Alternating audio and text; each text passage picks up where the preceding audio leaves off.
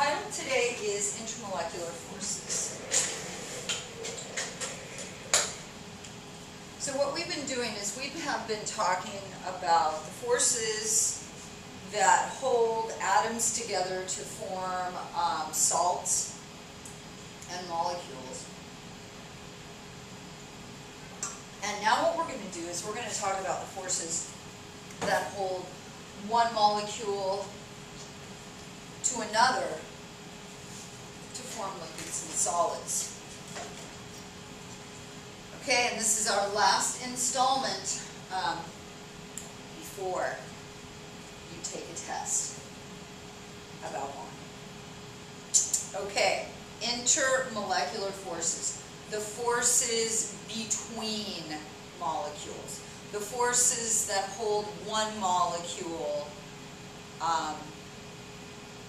that attaches one molecule to another, or attracts one molecule to another. And we're talking about covalent compounds here, guys. All right, so let's talk a little bit about our lab that we did today. Okay, so water molecules are charged, and you saw that because they're attracted to a charged one. And this is review, you guys, but molecules that have a charge are known as polar. And so I want you to copy down these molecules, these water molecules. Okay, this is liquid water. Okay, we've got the electropositive hydrogen, the electronegative oxygen, the electropositive hydrogen, the electronegative oxygen. And actually, you guys, the positive pole is right there, isn't it? Okay, but you'll see it written both ways, that the atom is electropositive and electronegative. But the dipole is going to be like that. Okay, and they are one negative portion, the electronegative portion of water is attracted to the electropositive portion of another water molecule. Okay. Because they have a charge, they stick together. And that's also what makes them attracted to a charged object, like the charged wand.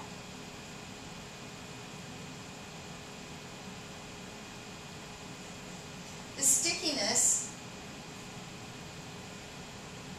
very simply, is known as intermolecular force. And it is what keeps the molecules of a liquid clinging to each other.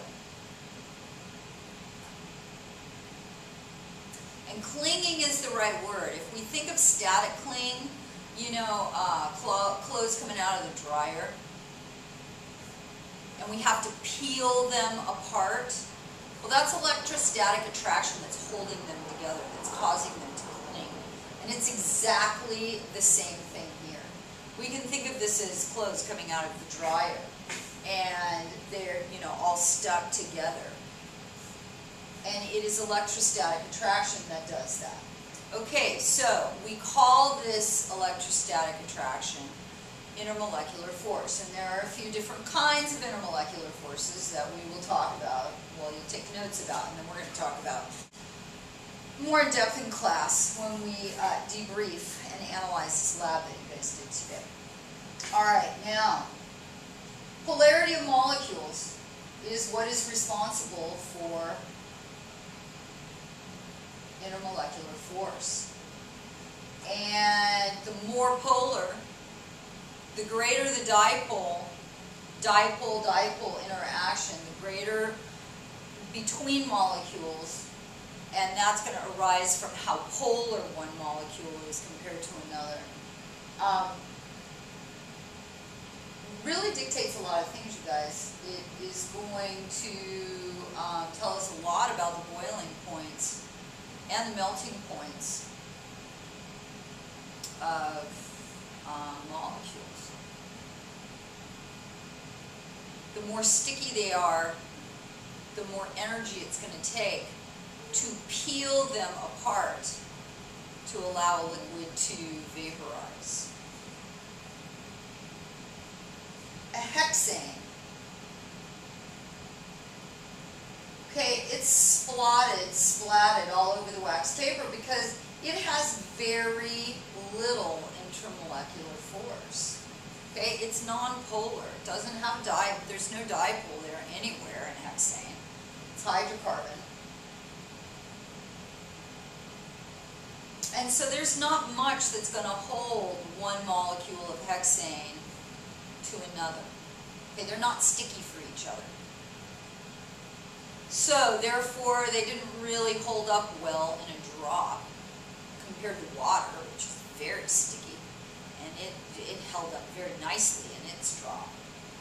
Not hexane.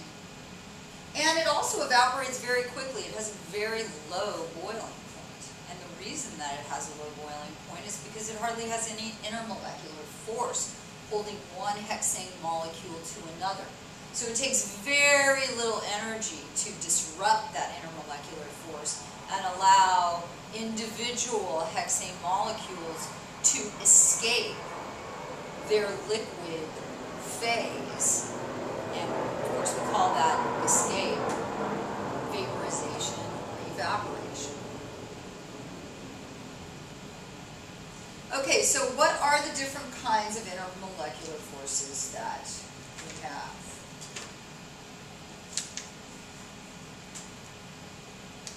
I'm going through this pretty quick, you guys. We're going to talk about it quite a bit in class. Okay, so the first of the intermolecular forces are the van der Waals forces. Okay, so that we've got two intermolecular forces that go under this umbrella of the van der Waals forces, and they are weak. Okay, they are easily disrupted. And things that are held together by van der Waals forces usually have pretty low boiling points. Well, not usually. They always have low boiling points and low melting points. All right. Now, the weakest of all, and this is really hard to visualize, you guys, are the dispersion forces. So A, this is the first of the van der Waals forces. Dispersion forces. Okay, everything's got dispersion forces of one bit or another. They're also called the London dispersion forces. Okay, and what these arise from is the motion of electrons.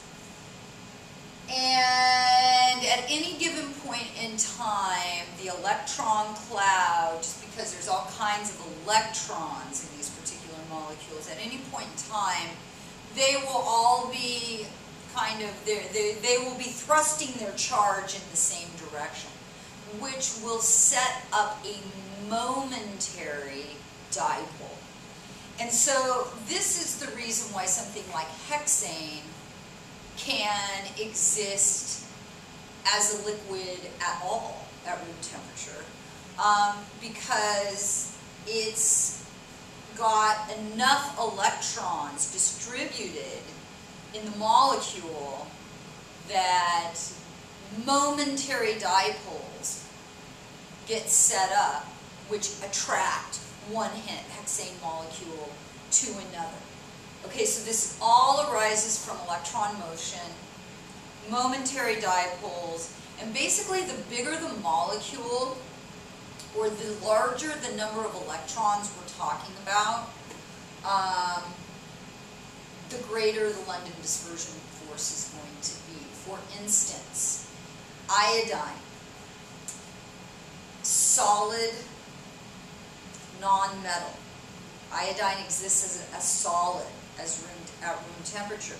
And the reason that it can exist as a solid at room temperature is because it's such a large atom that it can set up relatively large dispersion forces that will attract one iodine atom to another, to another, to another, to form a solid matrix. It's why bromine is a liquid at room temperature, because it has enough, it's got enough electrons in bromine to actually attach one Br2 to another Br2, and they can sit together as a liquid, be attracted together as a liquid. Okay, so the weakest are the dispersion forces. Okay, so the next ones, and they're a little bit stronger, the next van der Waals force is dipole-dipole interactions. Okay, so you guys, dipole-dipole interactions occur in any molecule or any set of molecules where there's a dipole there. Okay, so if the molecule has a dipole moment, if it's a polar molecule, okay, the electropositive portion of one of the molecules is going to be attracted to the electronegative portion of another molecule, and it's going to cling them together. It's going to stick them together. They're relatively weak as well. So if it's a polar molecule, you guys, then we've actually got both of these intermolecular forces at work. All right. Now, category number 2 is a quote-unquote special dipole interaction, and that is hydrogen bonding. And it gets its own category because the dipole that is set up between hydrogen and another very electronegative atom is very large. And so this is actually a very strong intermolecular force. Okay, water is an example of this. So if we drew a little dots between this oxygen and this hydrogen, okay, we would say that they are being held together by hydrogen bonding. It's not, they're not sharing electrons. Okay, it's almost ionic in nature. It's electrostatic, but it's strong. And why is it so strong? That's because hydrogen, when its electron is being shared over here and its cloud is over here with the oxygen, making it electronegative, what's left of the hydrogen? Nothing but a proton. So now this effective nuclear charge of this proton is pretty darn strong. And so it can just attract an electronegative portion of whatever molecule is next to it over to it. So hydrogen bonding, of course, hydrogen's got to be there for hydrogen bonding to occur. It is a dipole-dipole interaction, but it's a really strong dipole-dipole interaction. Okay, so water. Okay, water is an example of something that undergoes hydrogen bonding. And hydrogen bonding is about 5% as strong as a covalent bond. It's pretty darn strong. So it increases liquids' boiling points tremendously because it is such a strong intermolecular force. All right, you guys, so let's see. Oh, I hope you can see it. Hydrogen bonding is strongest where that whatever is bonded to hydrogen, this is a variable here, wherever that bond is the most polar. So they have the greatest difference in electronegativity. The ones we'll see the most, you guys, are the polar bond between fluorine and hydrogen. Sets up a really strong dipole, and because fluorine is keeping that electron cloud around it most of the time. And so that hydrogen now is going to be incredibly positively charged. Almost like an ion, but not an ion, because it gets a little bit of its electron here. Not much. Okay, and oxygen, this one is very large, and that pertains to what we saw today in class, or Thursday in class.